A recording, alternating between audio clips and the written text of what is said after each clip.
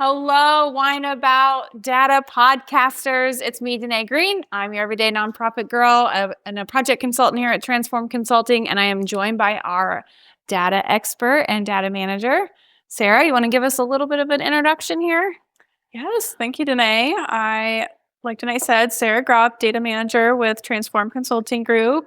I've been with our team over 8.5 years, and I'm just excited and passionate about the data experience I've had throughout my time here and the places that TCG has gotten through the data work. So currently, I lead a team of data specialists among our consultants and data analysts specifically, and we can problem solve and troubleshoot data related topics and nerd out together on the data things. And then I also act as a strategy lead on several data focused projects, providing insight and direction to several of our projects and team members. I love it. Just for all of you listening, we couldn't do what we do without all of our data folks. You guys truly are the backbone of all of our projects here. I was talking to one of our other data analysts, and I said, you guys are the true heroes because you guys give us this beautiful data or chart or whatever we're needing for that presentation or conversation or strategic kind of thinking. And it takes a lot of work behind the scenes to get there, doesn't it? But I will acknowledge it's a team effort. So we need both, all sides of skills to make this work and be the best that we can. So I know. Maybe it's because I don't have quite that data skill that I'm a little jealous, just a little. I'll have to keep building that muscle. Well, we don't have in a way. Isn't that true? All right. Before we get too far into our topic today, please grab a glass of wine or coffee or whatever it is that you're going to choose to drink with us today. But Sara, you brought us another Michigan wine. So tell us a little bit about that. Yeah, if you heard our last episode, I also featured this winery, but Stony Ridge Winery is in Kent City, Michigan, which is the community where my husband and I currently live. And like I said before, it's a hidden gem, I feel like, in the community with just a great unexpected view. And I definitely recommend visiting it in the fall and sitting outside and enjoying a glass of wine and maybe one of their appetizers, a crab dip. Okay, so anyway, plug for the crab dip, not just the wine and the view. The food, but I do recommend it. And so this one is the Pinot Grigio. I think a little drier for my palate preference, but I still think an excellent choice. And especially, I think on a sunny day, that would be a great cold drink. All right, I'm going to take a sip, Sara. I'm going to test this out. So cheers. Okay, Let's cheers. Sip one. Oh, yeah. I don't necessarily go to Michigan all that much, but I do sit out on my patio and look at my beautiful farmland, and this would be a beautiful black wine. I'll have to bring some more. Stock me up. That's one thing I can give TCG credit. My palate's getting expanded here with all the wine tasting. Yeah. Okay, as we hop into our actual data topic, and it's going to be all around messy data. And we're going to talk about cleaning up our data. Yeah. Sara, what is messy data? Yeah. For me, messy data is data that is difficult to understand. You don't know what to do with it or can't summarize it in a way that's helpful to you. It could be things where there's inconsistencies among the information, whatever it might be, just challenging and stressful. Yep. So there's like duplicates. There's all kinds of just duplicates that are out of order. Yeah, so things out of order, saved in inconsistent ways, whether it's like in a spreadsheet here, a database there. It could be all kinds of things that go into messy data. So I have to ask, because we had a different Sara that also used to join me on this podcast, and she loves a clean spreadsheet. Are you in the same camp? Yeah, I do love a clean spreadsheet. Don't get me wrong. It makes my life a lot easier, especially as a data manager, data analyst. But I will say, maybe compared to Sara, I'm not like tracking my personal things in my personal hobbies in a spreadsheet, but that's amazing. You don't do that. I think data is all around us. So, your car dashboard, your whatever it might be, it's probably unexpected ways you're not even making the connection. So take a look at it. I always think about my Apple Watch. I don't have it on today, but that's collecting data all the time and giving me feedback for sure. Yes. Okay, I guess my next question I have, though, is I don't think people call us typically at TCG and be like, hey, we got really messy data. Are you going to help us clean it up? What are they typically calling us for? Yeah, to me, the messy data scenario comes in with more of internal organizational data. And so for us, that often shows up through data dashboards, internal reports or assessments. And when we then have that discovery conversation of what do you want your dashboard or this report to show us, I say, okay, we need like these data elements from you. And so then they start giving us various spreadsheets or data collection tools or access to databases and whatever it might be. And then we start looking at that and trying to digest the information.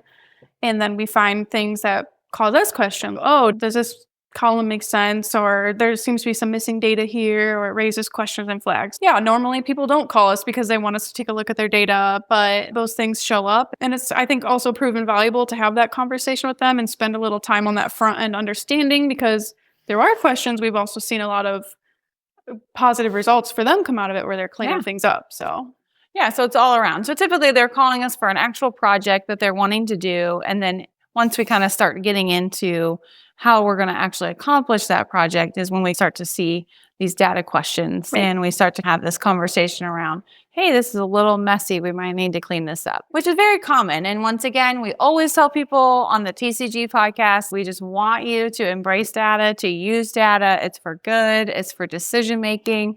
It's for learning. This is very normal, right? Yeah. Data is never just perfect all the time.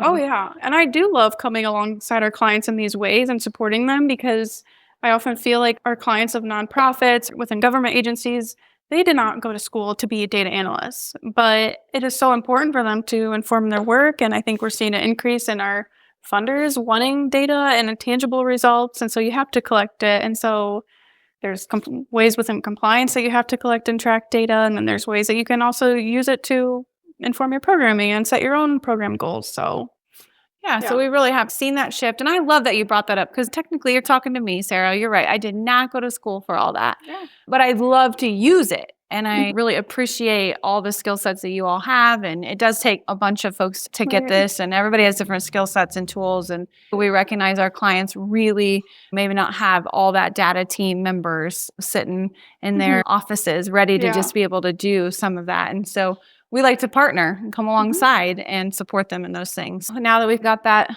understanding and level set, I guess the real question is, why do we need it clean before you can move forward? Why do we need clean data? And not even just for me or a consultant, I think for the organization too, to think about why clean data is helpful. When you are able to summarize data in a way that makes sense for you or your team or your clients to use, it can make the case for funding or help you decide on programs more confidently. And before that part too, it allows you to use it. So if it's clean or you don't understand it or you don't feel comfortable how it's looking when it's summarized, then you're not going to use it or feel comfortable going to a funder and saying, yeah, we serve this many people and this is the impact it had, if you don't have the data or feel good about it. Yeah. So it's really trusting. I hear some trust elements and being able to really understand that this was collected in a very systematic way with understanding of what we're trying to accomplish. And when it's clean like that, then you have that trust that you can go out and use it. Right.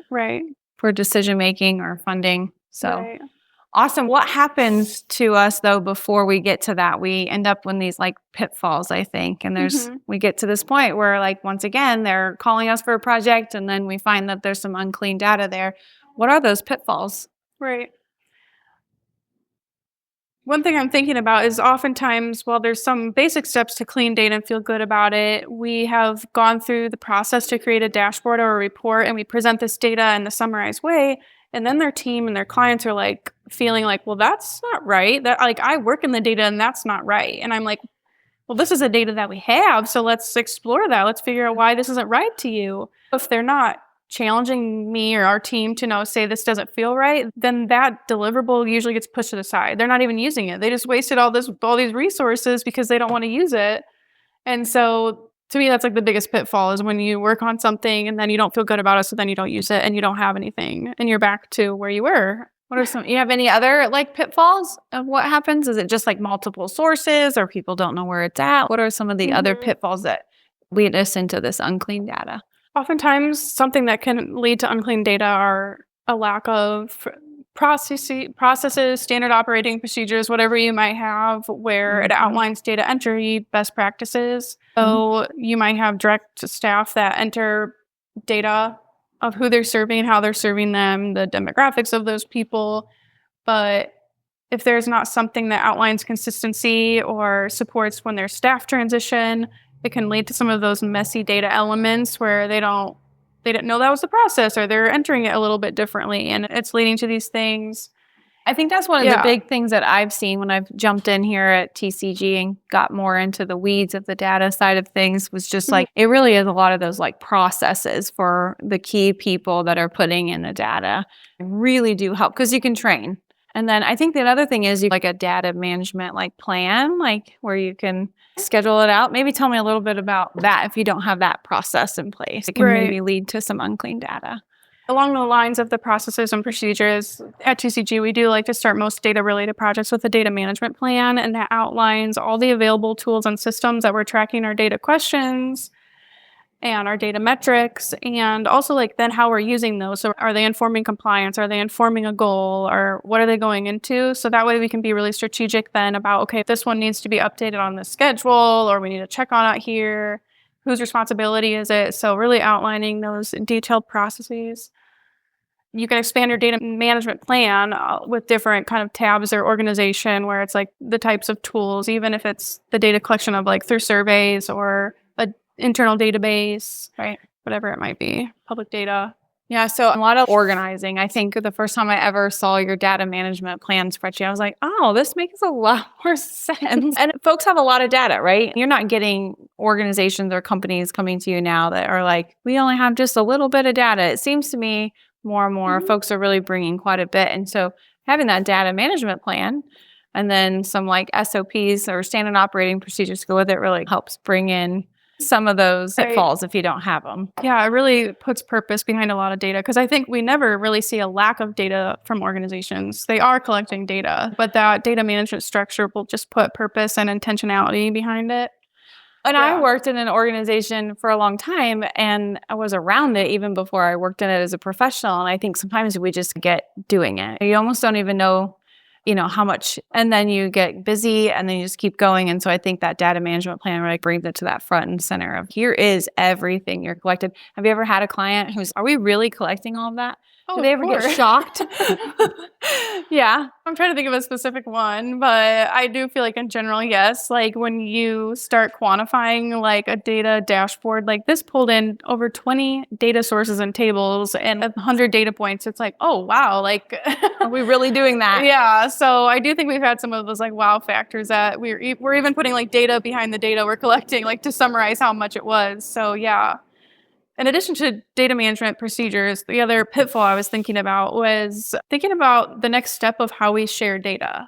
Oh. And so, like I said, a lot of time that's compliance-based or funders-based, but data doesn't always go back to your direct staff that are supporting people that are entering the data. So they don't truly even understand the importance of it. They're like, maybe they're just like sighing, oh, I don't have time for data entry. Like I'm just doing the day-to-day. But if you are able to start reporting to them, like, this is how well your program or your area is doing, and this is why this matters, and you can be engaged with them to look at the data even, and they could flag whether it feels right or wrong in a way and say, okay, let's look at like why it feels off. And they can help inform that, and they start to see that importance and buy-in and can support having clean data then for you.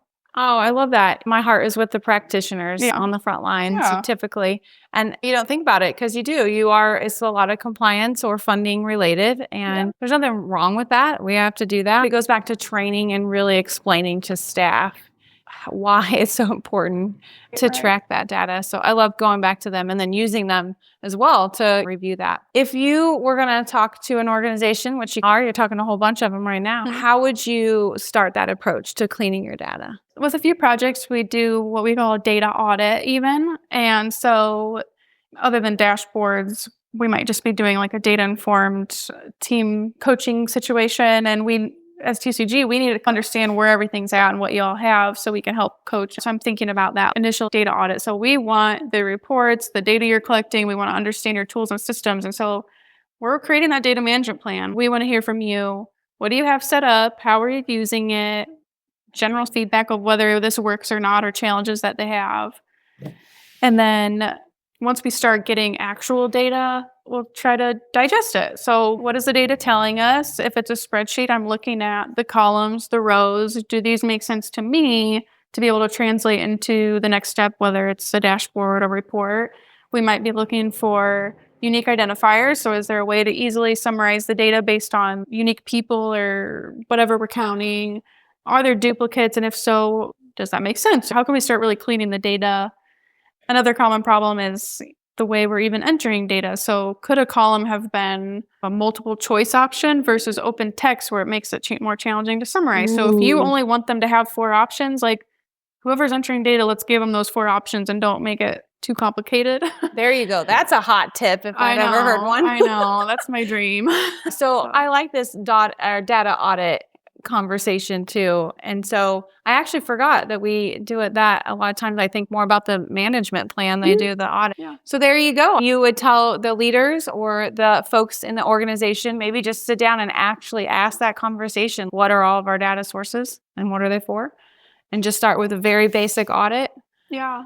And then go from there. My dream is for teams to have a list of their data tools and systems, how they use it or what it's tracking, and general responsibility. And then if we come in as a consultant and you had that for us, that would be so helpful. But we can also help creative. I think it supports your team and when their staff transition, whether it's somebody coming on or moving roles, that's a great tool for people to have. Well, there you go. You heard it from our data manager. The dream is to have the basic list and a basic audit. Weird dreams. Do you dream about data? Sometimes. Rarely. When there's a couple special clients that we get to work really closely with, I say, yeah, I want to help them the best I can. So they've snuck into dreams once in a while. There you go.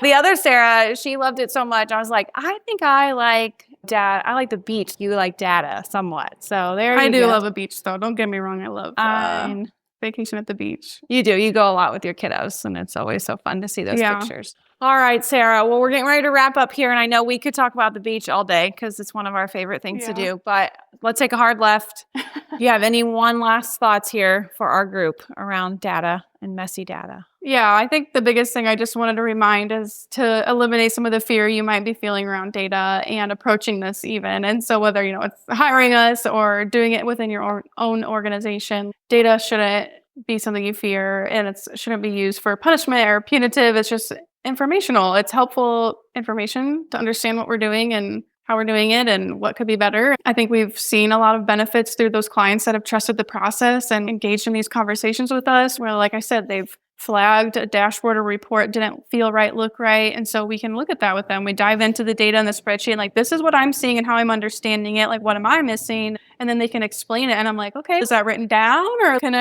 can we talk about that? So then we work through a process or procedure and that trickles down to like data entry among their team. And so we've seen a lot of benefits that people have gone through this process and trusted it and getting funding now. They feel good about their data now and they're using it in their marketing or their deliverables and they're making the case for their program and it's amazing. So don't be afraid of this data conversation and this data work. Jump in, get to it. Yeah. And it may be a little hard at the beginning. It might have a little messy data, but it is worth it in the end. And I think that's in general, right? Anything that's hard always ends up being better in the end. And we always enjoy those outcomes. And so don't be afraid of the data.